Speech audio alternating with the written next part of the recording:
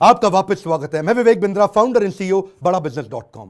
आज मैं एक सन्यासी के विषय में बात करूंगा। वीडियो थोड़ा अलग होगा, आज डिफरेंट होगा। सन्यासी के जीवन से पावरफुल बिजनेस लेसन्स। ये एक अलग ही सन्यासी है। हिल डिवाइन ग्रेस अभय चरणारविंद भक्ति वेदांत स्वामी श्रील प्रभुपाद।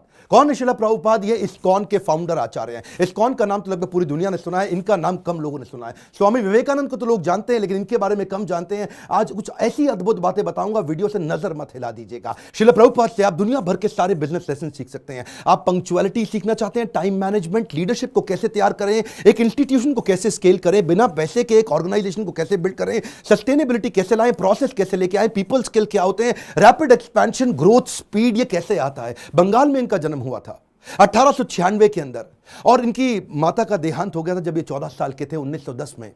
ये स्कॉटिश चर्च कॉलेज गए थे। यूरोपियन लेड एजुकेशन थी, शुरू से ही बहुत तेज थे। अंग्रेजी में इन्होंने पढ़ाई करी, लेकिन इन्होंने डिप्लोमा या डिग्री जो भी थी ब्रिटिश को रिस्पॉन्ड करते वक्त इन्होंने इंडिपेंडेंस मूवमेंट पर उसको लेने से अस्वीकार कर दिया। गांधी के नॉन कोऑपरेशन मूवमेंट में ये बहुत बड़े कॉन्ट्रीब्यूटर रहे। ये कोई शुरू से सन्यासी नहीं थे। प्रयागराज इलाहाबाद में इनका खुद का फार्मेसी का बिजनेस था, पर 1922 में जब अपने गुरु से मिले, इनके गुरु इनको देख के पहचान गए कि श्रील प्रभुपाद की अंग्रेजी तो इतनी अच्छी है कि जब ये अंग्रेजी में बोलेंगे तो अंग्रेज भी डिक्शनरी खोल करके उस समय समझेंगे कि अंग्रेजी में बोल क्या रहे हैं।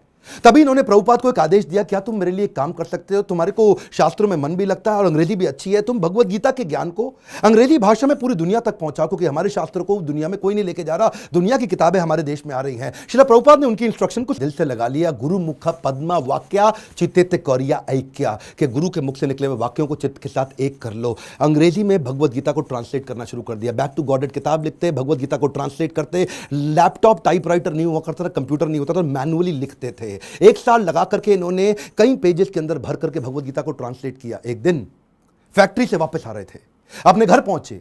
जब घर पहुंचे तो ढूंढने लगे कागज कहां हैं सारे। इतनी मेहनत की, कागज इनको मिल नहीं रहे थे, बड़े परेशान थे उस समय। अपनी धर्मपत्नी से पूछा कि वो कहां है जो मैंने भगवत गीता ट्रांसलेट करी। तो अचानक इनकी पत्नी ने जो बोला, इनके होश उड़ गए। इनकी पत्नी ने कहा, वो सारे तो मैंने कबाड़ी को बेच दिए। बोलो क्यों बेचे? बोला उसके बदले में मैंने चाय खरीद ली, अंग्रेजों ने बताया चाय पीनी चाहिए। प्रभुपाद को बहुत बुरा लगा। अचानक प्रभुपाद ने उनसे पूछ लिया, टी और मी? इनकी पत्नी ने बोल दिया टी। उस दिन उन्होंने अपना घर छोड़ दिया, संन्यास लेने की तैयारी करी। वहां से जाकर के इन्होंने फिर से भगवत गीता लिखनी शुरू करी। बाद में ये वृंदावन चले गए, कई साल वृंदावन रहे, भगवत गीता लिखी, उसकी तैयारी करी। ये पहले से जानते थे कि दुनिया का नंबर 1 देश अमेरिका और अमेरिका का नंबर 1 शहर न्यूयॉर्क, तो मैं शुरुआत न्यूयॉर्क से ही करूंगा। थोड़ा इमेजिन करिए, 70 साल का किसी बूढ़े व्यक्ति का चित्र लेके आइए अपने मन में। 70 साल की उम्र में 32 दिन की जहाज की लंबी यात्रा, जिसमें रास्ते में इनको 2 बार हार्ट अटैक आ गया। कुछ केवल साथ में $7 लेके कुछ किताबें लेकर निकल पड़े। वहां कोई इनको जानता नहीं था। ये जानते थे कि मैं अकेला हूं और मैं सब कुछ नहीं कर सकता। मैं सब कुछ नहीं कर सकता इसका मतलब ये थोड़ी कि मैं कुछ भी नहीं कर सकता।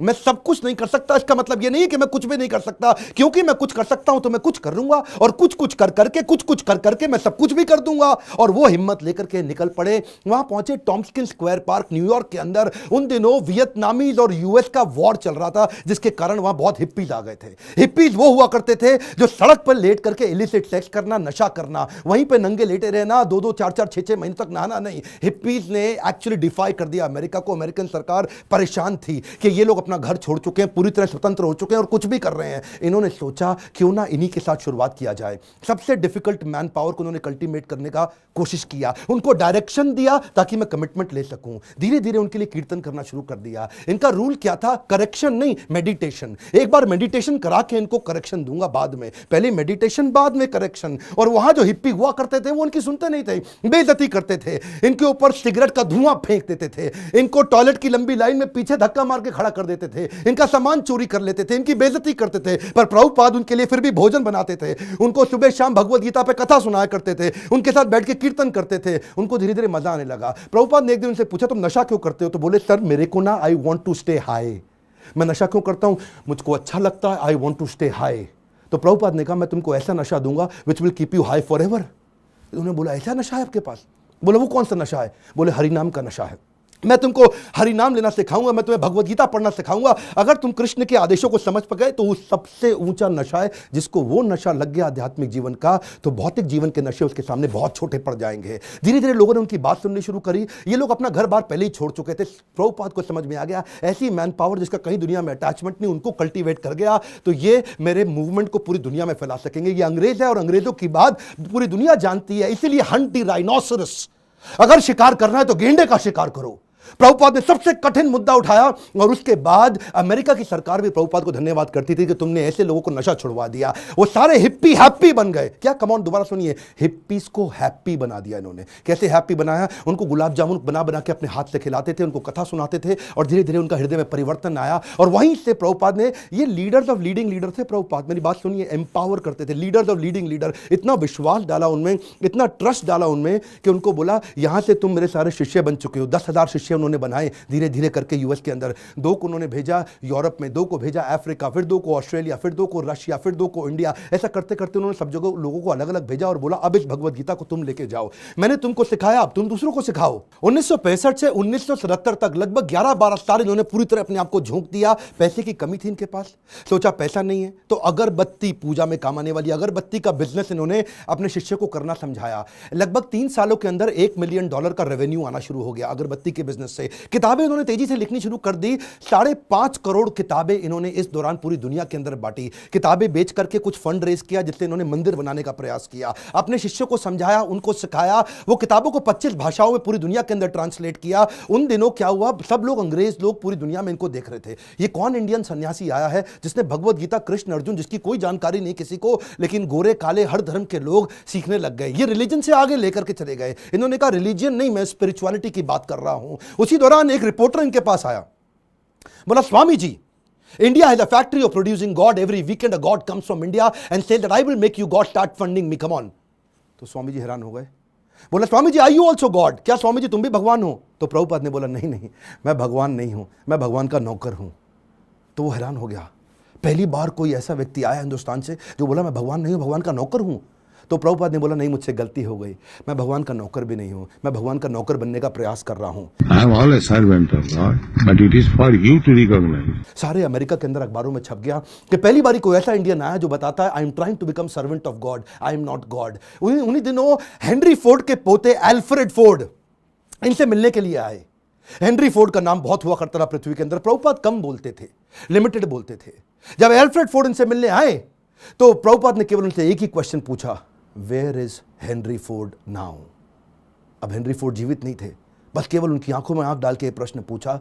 एल्फ्रेड फोर्ड उसी समय घबरा गए। उनको समझ आ गया कि ये जीवन किसी के लिए नहीं है, कोई नहीं बचने वाला यहाँ पे। और उसी दिन उन्होंने प्रभुपाद को सरेंडर कर दिया और उनसे कहा मुझे भी भगवत गीता सिखाइए। ये ऐसे संत सन्यासी है जिनके कारण आज पूरी दुनिया के अंदर सैकड़ों हजारों ऐसे मंदिर बने जहां भगवत गीता पढ़ाई जा रही है, सिखाई जा रही है। पाकिस्तान जहां कुछ भी हो रहा हो, लेकिन आज भी इस्कॉन के 12 मंदिर है पाकिस्तान में जहां रोज शाम को भगवत गीता पे कथा की जाती है। ये बड़ा अनइमेजिनेबल था कि कुछ ही सालों के अंदर इन्होंने 6 महाद्वीप, 6 कॉन्टिनेंट के अंदर 108 मंदिर बना दिए। ये तब किया जब वेंचर कैपिटल नहीं था, कोई एंजल फंड नहीं था, प्राइवेट इक्विटी नहीं था, कोई आईपीओ नहीं निकाला, कोई बैंक लोन नहीं है, कंप्लीटली बूटस्ट्रैप्ड, सैलरी देने का पैसा नहीं है, लाइफ टाइम वॉलंटियर्स इकट्ठे किए। 10,000 उन दिनों इन्होंने अपने शिष्यों को लेटर पे लिख लिख के बात किया। इमेजिन करिए, कम्युनिकेशन बहुत स्लो था। मैं सोचता हूं कई बार अगर प्रभुपाद आज होते ना तो भगवत गीता इंडिया की राष्ट्र पुस्तक नहीं होती, पूरे विश्व के अंदर होती। इतनी स्पीड थी प्रभुपाद की। उस समय जब अपने शिष्यों से बात करते थे तो न्यूयॉर्क से साउथ अफ्रीका चिट्ठी भेजते थे। वो चिट्ठी में प्रश्न पूछता था, जवाब देते थे, फिर चिट्ठी वापस आती थी, फिर उसका उत्तर देते थे।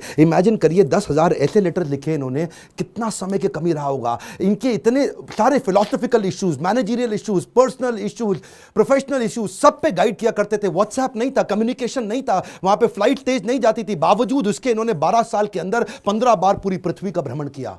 एक बात समझिए, sales is not about selling, it is about building trust in education. Building trust in education. विश्वास बढ़ाओ, एजुकेट करो, विश्वास बढ़ाओ, एजुकेट करो। दुनिया भर में इतना विश्वास बढ़ा दिया, एजुकेशन बढ़ा दिया भगवत गीता के बारे में कि बीटल्स, जो उस समय बहुत फेमस हुआ करता था, बीटल्स के जॉर्ज हैरिसन ने अपना 70 एकड़ का फार्म वॉटफोर्ड में लंदन के नजदीक इनको डोनेट कर दिया। वो इनका शिष्य बन गया और अपने रॉकस्टार गानों के साथ साथ कीर्तन करने लग गया, हरे कृष्णा। उन्हीं दिनों प्रभुपाद जी साथ साथ इतनी किताबें लिखना चाहते थे, जानते थे मैं बूढ़ा हो गया हूं, सारी चीजें लिख के चला जाऊं ताकि लोग उसको आसानी से फॉलो कर सकें। उन्होंने खुद से लिखना बंद कर दिया, डिक्टाफोन ले लिया।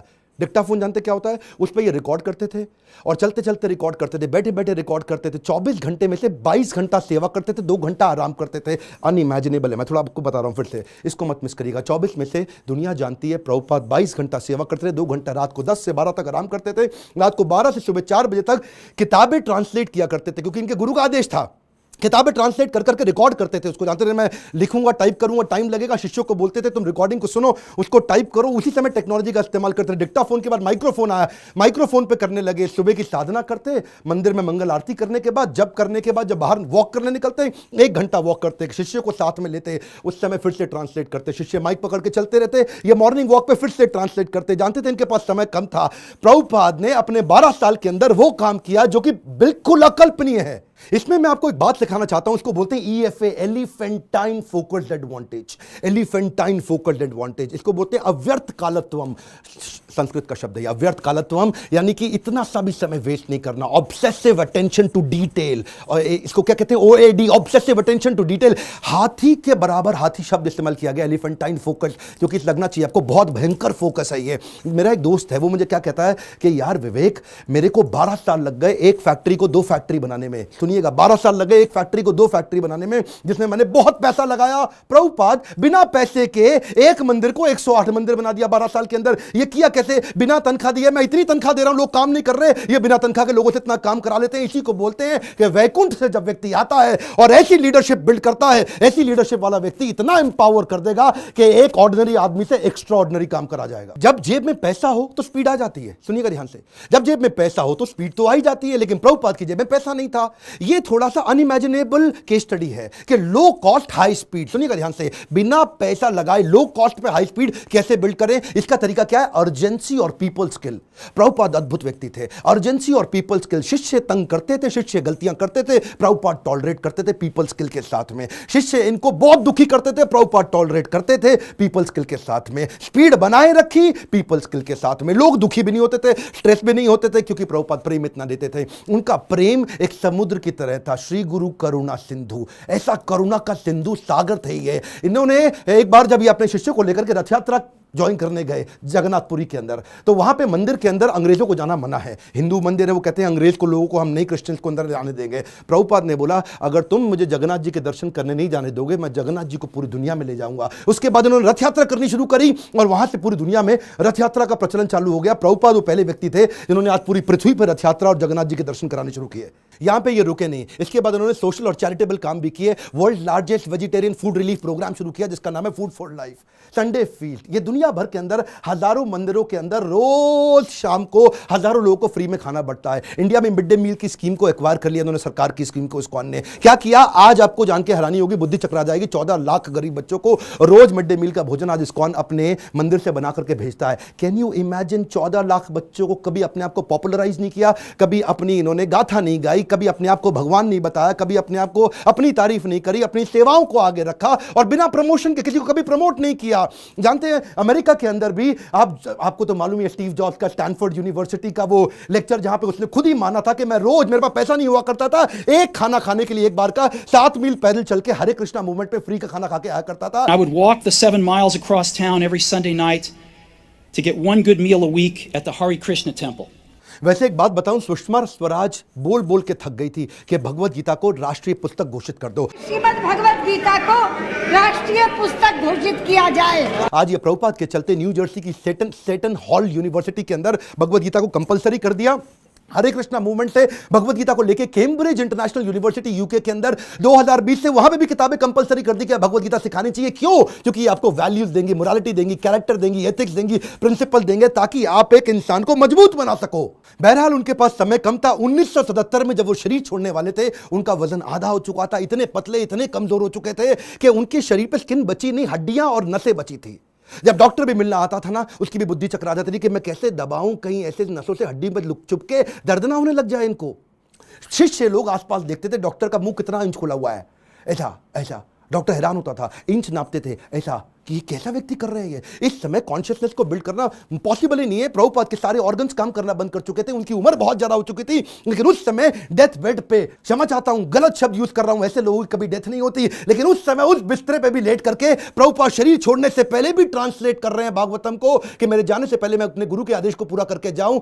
अद्भुत। डॉक्टर बोला संभव ही नहीं है, ये बिल्कुल पॉसिबल नहीं है। So, if we have the chance of association with devotees, जानते हैं ये प्रभुपाद ऐसे व्यक्ति थे, जाने से पहले इन्होंने पूरा मैनेजमेंट मैनकॉम, कॉर्पोरेट्स के अंदर ना मैनकॉम होता है, मैनकॉम का मतलब क्या, मैनेजमेंट कमिटी। तो प्रभुपाद चाहते थे मैं इसको फैमिली रन बिजनेस की तरह ना चलाऊं, इसको इतना प्रोफेशनल कर दूं, जैसे बड़े कॉर्पोरेट्स होते हैं वो फैमिली की तरह नहीं चलते, प्रोफेशनल तरीके से चलते हैं। उन्होंने एक मैनेजमेंट कमिटी बनाई, 12 लोगों की लीडरशिप तैयार करी, बोला जो भी डिसीजन होगा, जो भी पॉलिसी होगी, ये 12 लोग मिलकर के करेंगे, ताकि कभी भी करप्शन ना लेकर के आए। जब भी अकेले का खुद का बिजनेस होता है तभी करप्शन आता है। कई ऐसे गुरुजी हैं जिनके बेटे भी अपने आप गुरु बन जाते हैं, उनके बेटे भी अपने आप गुरु बन जाते हैं। यहां पे केवल काबिल व्यक्ति को गुरु बनाया जाता है, यहां पे गुरु को नहीं प्रमोट किया जाता, यहां भगवत गीता को प्रमोट किया जाता है। एकर्स ऑफ एकर्स प्रॉपर्टी बना ली प्रभुपाद ने, लेकिन अपने बच्चों के नाम पे एक प्रॉपर्टी नहीं करके गए, सब कुछ सोसाइटी के नाम पे कर दिया। प्रभुपाद कहते थे कि बिलीफ स्पिरिचुअल होगा और बिहेवियर प्रोफेशनल होगा। सिस्टम सुनिए, कम ऑन, बिलीफ स्पिरिचुअल होगा और बिहेवियर प्रोफेशनल होगा। वो क्या कहते थे, प्रिंसिपल ग्लोबल है, ग्लोबल